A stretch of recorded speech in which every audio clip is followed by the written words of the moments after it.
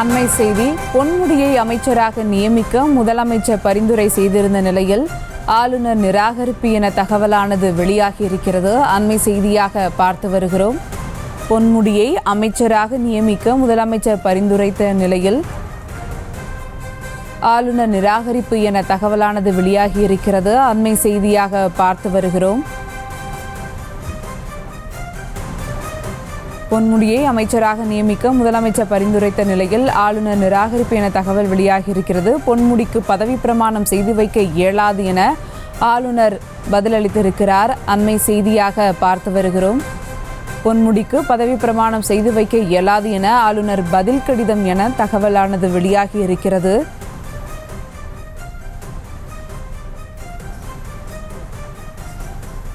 பொன்முடியை அமைச்சராக நியமிக்க முதலமைச்சர் பரிந்துரைத்த இருந்த நிலையில் ஆளுநர் நிராகரித்து பதில் கடிதம் எழுதியிருப்பதாக தகவல் வெளியாகியிருக்கிறது.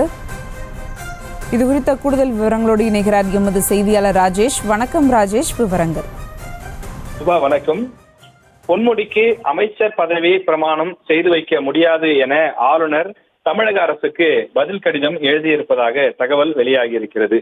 பொன்முடி அவர் திருக்கோயிலூர் தொகுதியினுடைய எம்எல்ஏவாக மீண்டும் அந்த பதவி என்பது அவருக்கு வழங்கப்பட்டது. அவர் மீது அந்த வழக்கு என்பது நீதிமன்றம் தீர்ப்பு கொடுத்திருந்த நிலையில் அவரது எம்எல்ஏ பதவி ரத்து செய்யப்பட்டது. ஏனென்றால் 2 ஆண்டுகளுக்கு மேல் ஒருவர் சிறை தண்டனை பெற்றால் அவர் மக்கள் பிரதிநிதியாக தொடர்ந்து பணியாற்ற முடியாது. எனவே அந்த அடிப்படையில் எம்எல்ஏ பதவி என்பது சில நாட்களுக்கு முன்பு அந்த பதவி என்பது ரத்து செய்யப்பட்டது.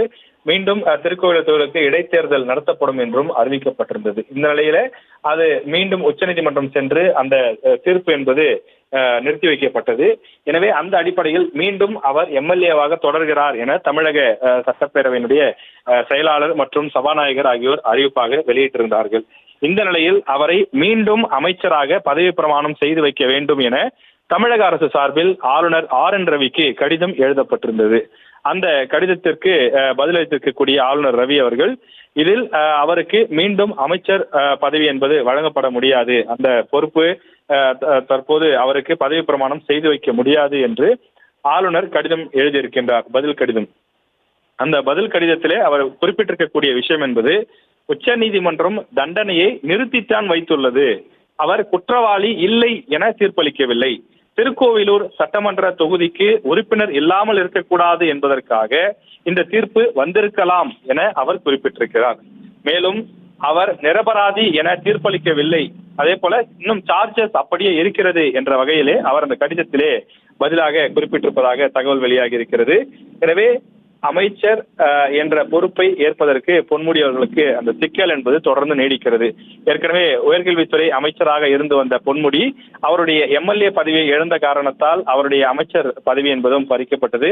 அதனைத் தொடர்ந்து திருக்கோவிலூர் தொகுதியாக மீண்டும் அவர் சட்டமன்ற உறுப்பினராகவே தொடர்கிறார் என்ற அறிவிப்பு வெளியிடப்பட்ட நிலையில் அந்த அறிவிப்பை ஏற்று மீண்டும் அவரை பதவி பிரமாணம் செய்து வைத்து உயர்கல்வித்துறை அமைச்சராக தொடர அனுமதிக்க வேண்டும் என்று ஆளுநரிடம் தமிழக அரசு சார்பில் கடிதம் எழுதப்பட்டிருந்தது.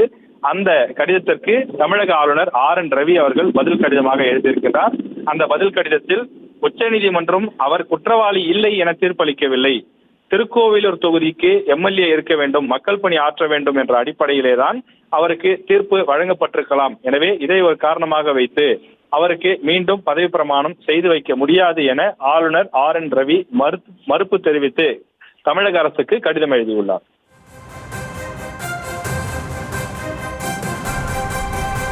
விவரங்களுக்கு நன்றி ராஜேஷ். செய்திகளை உடனுக்குடனும் துல்லியமாகவும் தெரிந்து கொள்ள சப்ஸ்கிரைப் பண்ணுங்க.